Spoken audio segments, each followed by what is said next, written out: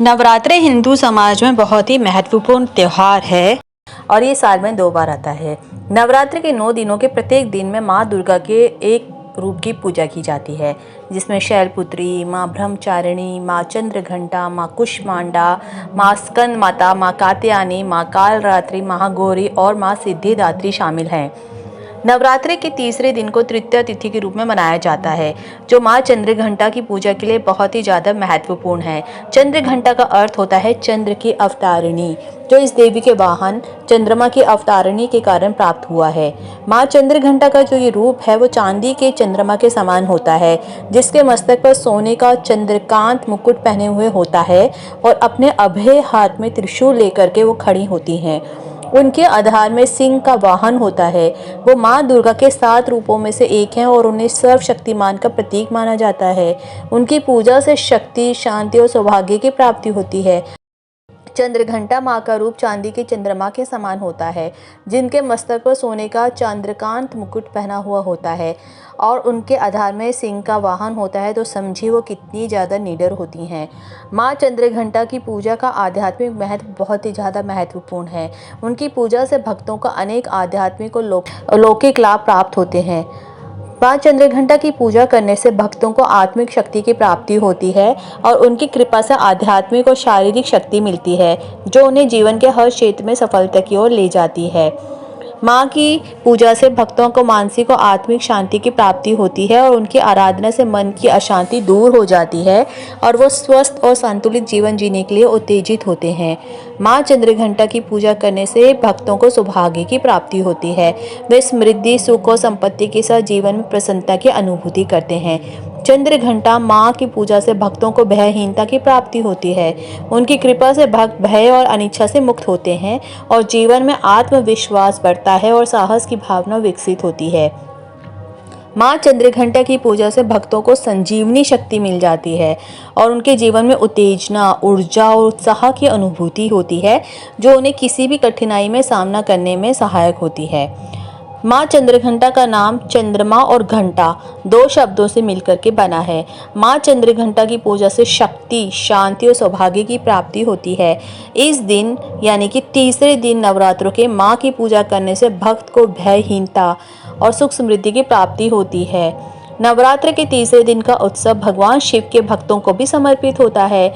चंद्रघंटा की पूजा के अलावा इस दिन भक्तगण भगवान शिव की पूजा करते हैं और ध्यान लगाते हैं, जो कि ज्ञान और आत्मसमर्पण के प्रतीक हैं। नवरात्रि के इस दिन धार्मिक स्थलों पर भगवान की पूजा अर्चना होती है और भक्तों के बीच धार्मिक कार्यक्रम आयोजित किए जाते हैं। कीर्तन होते हैं, जगराते होते हैं। लोग अपने घरों को खूब अच्छे से सजाते हैं। एक तरह से उत्सव का माहौल बनता है और परिवार के सदस्यों के साथ माँ चंद्रघंटा का व्रत मनाते हैं। तीसरे दिन को नवरात्रि के उत्सव के दौरान भगवान शिव के भक्तों का समर्पण का महत्व बहुत ज़्यादा उच्च माना जाता है। इस दिन को माँ चंद्रघंटा की पूजा के साथ ही भगवान शिव की पूजा और ध्यान कर सकते हैं। ये एक विशेष संयोग होता है क्योंकि चंद्रघंटा देवी को शिव के ध्यान में स्तुति का एक महान उदाहरण माना जाता है। माँ चंद्रघंटा की पूजा के साथ भगवान शिव की पूजा का महत्व ये भी है कि दोनों देवताओं का संयोग एक पूर्णता का प्रतीक है। ये दिखाता है कि जीवन में संगीनता की स्थिति को प्राप्त करने के लिए ज्ञान और भक्ति के संयमित संगम की आवश्यकता होती है। इस प्रकार तीसरे दिन को माँ चंद्रघंटा की पूजा के साथ भगवान शिव का ध्यान करने से भक्तों को आत्मज्ञान, शांति और आत्मसमर्पण की भावना प्राप्त होती है। इस संयोग में भक्ति के रास्ते पर चलने का अद्वितीय अवसर मिलता है, जो उन्हें आध्यात्मिक उन्नति और मानवता के मार्ग पर अग्रसर करता रहता है।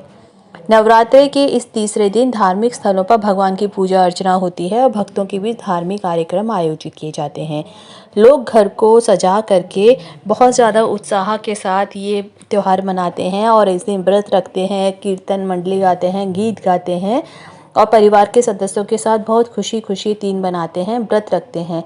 नवरात्र के तीसरे दिन के दौरान भक्त चंद्रघंटा की माँ की कृपा से शुभ और मंगल कार्यों में सफलता प्राप्त करने की कामना करते हैं। कई नए काम होते हैं जो इस दिन शुरू किए जाते हैं। कोई नया बिजनेस शुरू करना चाहते हैं, अगर आप नई गाड़ी, नया घर लेना चाहते हैं, कोई नई चीज़ आप अपने घर में लाना चाहते हैं, तो आप नवरात्रों में वो शुरू कर सकते हैं। चंद्रघंटा माँ की आराधना से भक्तों को दृढ़ता, शक्ति और संगठन की भावना प्राप्त होती है और इन माता रानी की पूजा से निरंतरता और समर्थन का अनुभव होता है, जो जीवन में में सफलता की ओर निरंतर आपको आगे बढ़ाने में मदद करता है और आपकी जो मनोकामनाएं होती हैं वो पूरी हो जाती हैं। नवरात्र के तीसरे दिन का जो रंग होता है वो विशेष रंग होता है, जो कि पीला होता है। माँ चंद्रघंटा के रंग के रूप में पीला रंग प्रतीत होता है। इस रंग का चयन उनके पूजन में भक्तों के द्वारा किया जाता है। नवरात्र के तीसरे दिन को मनाने के लिए आप कुछ कार्य हैं जिनको आप कर सकते हैं, इससे आपको अच्छा लगेगा। जैसे कि सबसे पहले इस दिन आप सुबह सुबह उठ करके नहा लें। उसके बाद आप शुद्ध मन और तन से देवी की पूजा करें, क्योंकि बिना नहाए धोए, बिना साफ सुथरे कपड़े पहने हमें मंदिर में पूजा नहीं करनी चाहिए। उसके बाद नवरात्र का जो तीसरा दिन होता है, मंदिर या पूजा स्थल में जाएं और माँ चंद्रघंटा की मूर्ति के सामने ध्यान और भजन करें, उनकी पूजन करें, उनकी आरती करें। माँ चंद्रघंटा की पूजा करने के लिए आप कुछ खास चीज़ें होती हैं, जैसे कि फूल, धूप, दीप, नैवेद्य, चंदन, कुमकुम, बिल्व पत्र और नारियल आदि का उपयोग कर सकते हैं। साथ में आप माता रानी के मंत्रों और श्लोकों का उच्चारण कर सकते हैं। चंद्रघंटा माँ के व्रत का पालन करें, जिसे एक दिन का उपवास करें और सात्विक भोजन का सेवन करें। माता रानी के सामने खड़े होकर के उनसे आशीर्वाद लें कि आप उनके नाम का व्रत करने में सफल हों और वो आपको शक्ति प्रदान करें। खाने के लिए आप घर में बनी हुई चीज़ों का ही इस्तेमाल करें, वो भी सात्विक होना चाहिए और उसमें गेहूँ अनाज नहीं होना चाहिए।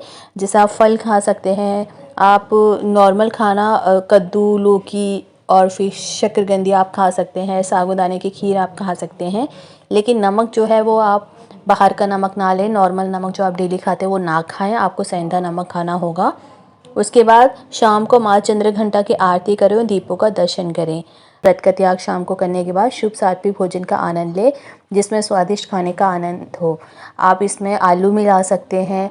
कोशिश करें कि दिन में एक बार ही आप खाएं रात को, अगर आप नहीं खाली पेट रह सकते हैं। लेकिन कई बार कई लोगों से नहीं रहा जाता है, मेडिसिन वगैरह खाते हैं, तो इसलिए कई बार नहीं खाया जाता है, तो दिन में 2 बार आप ले सकते हैं। फल, फ्रूट्स या साबूदाना या कोई भी ऐसा खाना जो आप व्रत में खा सकते हैं। आजकल तो व्रत के चिप्स और लड्डू कई चीज़ें मार्केट में अवेलेबल होती हैं, बट कोशिश करें जितना आप घर पे बना हुआ खाएं उतना अच्छा होता है। रात को नवरात्रि की आरती सुनिए और माँ चंद्रघंटा का आशीर्वाद प्राप्त करें। पूरा दिन उनका ध्यान लगाएं और जितना हो सके अपने मन में माता रानी का ही ध्यान लगाएं।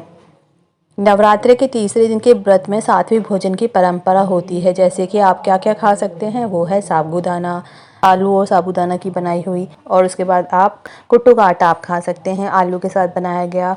टिक्की आप खा सकते हैं। कुट्टू का आटे की जगह आप सिंघाड़े का आटा भी खा सकते हैं। व्रत वाले चावल आते हैं, समक के चावल, जो आप खा सकते हैं। आलू की सब्जियां बना सकते हैं। इन सात्विक व्यंजनों को आप नवरात्र के तीसरे दिन के व्रत में भोजन के रूप में शामिल कर सकते हैं। ये भोजन माँ चंद्रघंटा के आशीर्वाद को प्राप्त करने में मदद करेगा। चंद्रघंटा माता रानी को मनाने के लिए भक्तों ने दूध, चंदन, चांदी, इलायची, चंद्रकोणी राइस, मिठाई, फल, गंध और धूप चढ़ाते हैं।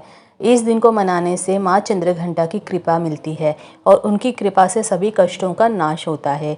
इस दिन को भक्तों को खीरे का पानी जो होता है और चने का दान करना चाहिए। इस दिन का पालन करने से आप माँ चंद्रघंटा के आशीर्वाद को प्राप्त कर सकते हैं और अपने जीवन को खुशहाली, स्मृति और शांति से भर देते हैं। आप इस दिन जितना हो सके दान पुण्य भी कर सकते हैं, अगर आपका जितना भी सामर्थ्य हो। कई जगह आप देखेंगे कि भंडारे लगते हैं, जगह जगह पे लोग हलवा पूड़ी का प्रसाद चढ़ाते हैं, लेकिन ये सब आपके सामर्थ्य के हिसाब से होना चाहिए। आप मंदिरों में जा कर के वहाँ पर भी दान दक्षिणा कर सकते हैं। कोशिश करें आप जितना ज़्यादा अपने आप को साफ़ सुथरा रखेंगे, अपने विचारों को शुद्ध रखेंगे, उतना ही माता रानी आप पे खुश होती हैं। इस वीडियो में हमने आज आपको बताया कि नवरात्रों के तीसरे दिन क्या करना चाहिए और कौन सी माता रानी की पूजा की जाती है, उसका रंग क्या होता है। और पहले और दूसरे दिन की ऑलरेडी हमने वीडियो अपलोड कर दी है इस प्लेलिस्ट में, इस पे जा कर के आप उसको देख सकते हैं। हम इसकी डिस्क्रिप्शन में भी सारी वीडियोस का लिंक शेयर कर देंगे। अगर आपके माइंड में कोई ऐसी इन्फॉर्मेशन है जो आप चाहते हैं, कोई टॉपिक है, तो हमारे साथ ज़रूर शेयर करें। उम्मीद करते हैं वीडियो इन्फॉर्मेटिव लगी होगी। Thanks for watching.